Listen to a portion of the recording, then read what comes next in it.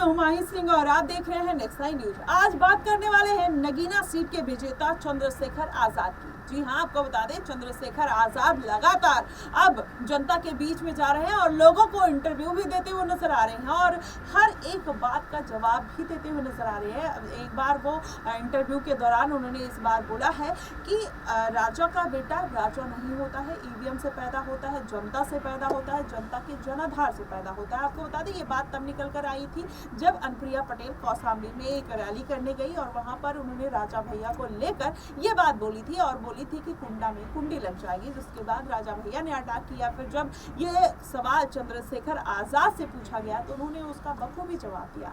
तो इस तरीके से कहीं ना कहीं चंद्रशेखर आजाद बेबाकी से अपनी बात रखते हुए नजर आते हैं और जनता को ये बात लुभाती हुई भी नजर आ रही है। लेकिन उसके साथ साथ अगर देखा जाए तो चंद्रशेखर आजाद की पार्टियों में कहीं ना कहीं अब मजबूत पकड़ बनती जा रही है, चाहे वो इंडिया गठबंधन की बात कर लीजिए, चाहे एनडीए गठबंधन की बात कर लीजिए। लेकिन चंद्रशेखर आजाद का जो झुकाव है वो हमेशा से इंडिया गठबंधन की तरफ ही जाता हुआ दिखाई दिया है। अब माना यही जा रहा है कि हो सकता है आने वाले दिनों में इंडिया गठबंधन में कांग्रेस भी है, उसमें अगर देखा जाए तो प्रियंका गांधी के साथ चंद्रशेखर आजाद के जो रिश्ते हैं वो भाई बहन के जैसे हैं। चंद्रशेखर आजाद प्रियंका गांधी को अपनी बहन के समान मानते हैं। तो ऐसे में अगर देखा जाए, पूरा सिनेरियो समझा जाए तो कहीं ना कहीं चंद्रशेखर आजाद आने वाले दिनों में इंडिया गठबंधन में शामिल हो सकते हैं। और क्योंकि आप देखेंगे कि चंद्रशेखर आजाद को भी एक बड़ी पार्टी की जरूरत है और वो जिस तरीके से एक पहली बार में नगीना सीट पर जीत दर्ज कर लेते हैं, उनका जो रुख है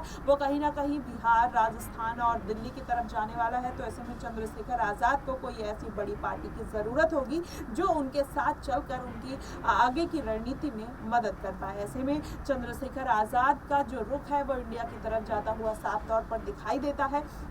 लेकिन वहीं एनडीए की बात करें, जयंत चौधरी उनके एक अच्छे मित्र हैं, लेकिन चंद्रशेखर आजाद को उन्होंने ऑफर भी किया था कि अगर आप मेरे साथ चलते हैं तो मैं आपको वहां पर पार्टी में एंट्री दिलवा सकता हूं। लेकिन चंद्रशेखर आजाद ने साफ तौर पर मना कर दिया था और उन्होंने एक इंटरव्यू के दौरान ये भी कहा था कि अगर एनडीए गठबंधन उनको पीएम बनाने का भी ऑफर देगा तब भी वो उसको स्वीकार नहीं करेंगे, उसको अस्वीकार कर देंगे। तो इस तरीके की बात कहीं ना कहीं चंद्रशेखर आजाद के मुंह से निकली थी। तो माना ही जा रहा है कि अब उनका एनडीए गठबंधन में जाने का जो एक बात थी जो निकल कर सामने आ रही थी, अब वो कहीं ना कहीं खारिज होती हुई दिखाई देती है। कल मोदी का शपथ ग्रहण भी हो जाता है, तो ऐसे में अब ये अटकलें तो यहीं पर खारिज हो जाती है कि चंद्रशेखर आजाद एनडीए में शामिल होंगे। लेकिन अभी पूरे साल का वक्त बचा हुआ है, कब राजनीति में क्या कुछ हो जाए कुछ कहा नहीं जा सकता, किस पार्टी किस नेता की जरूरत पड़ जाए ये भी कुछ कह नहीं सकते हैं। लेकिन अभी जिस तरीके से ये पूरा मामला निकल कर सामने आ रहा है, चंद्रशेखर आजाद का जो झुकाव है वो कांग्रेस पार्टी और इंडिया गठबंधन की तरफ है।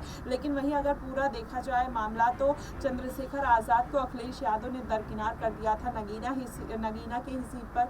तो चंद्रशेखर आजाद अखिलेश यादव के साथ जाएंगे या फिर कांग्रेस पार्टी के साथ जाएंगे, ये देखना बेहद दिलचस्प होगा। और कहीं ना कहीं जो अखिलेश यादव से भी उनका रिश्ता रहा है और प्रियंका गांधी के साथ उनका रिश्ता बहुत ही बेहतर है। तो ऐसे में माना ही जा रहा है कि प्रियंका गांधी के साथ हो सकता है कि आने वाले दिनों में चंद्रशेखर मुलाकात कर सकते हैं या फिर उनसे कोई फोन पे बातचीत हो सकती है, क्योंकि ये पूरा मामला अब कहीं ना कहीं इसी तरफ जाता हुआ दिखाई दे रहा है। और चंद्रशेखर आजाद अब एक बड़े नेता के तौर पर उभर रहे हैं, तो पार्टियों को भी धीरे धीरे उनकी ज़रूरत पड़ रही है। जनता का जनाधार लगातार चंद्रशेखर आजाद को मिलता हुआ नजर आ रहा है। क्या चंद्रशेखर आजाद प्रियंका गांधी के साथ जाएंगे या फिर अखिलेश यादव का फिर से एक बार दामन थामते हुए नजर आएंगे? आपको क्या कुछ लगता है आप हमें कमेंट बॉक्स में ज़रूर बताइएगा। फिलहाल के लिए बस इतना ही। देश और दुनिया की तमाम खबरों के लिए हमारे साथ बने रहिएगा नेक्स्ट नाइन न्यूज़ पर।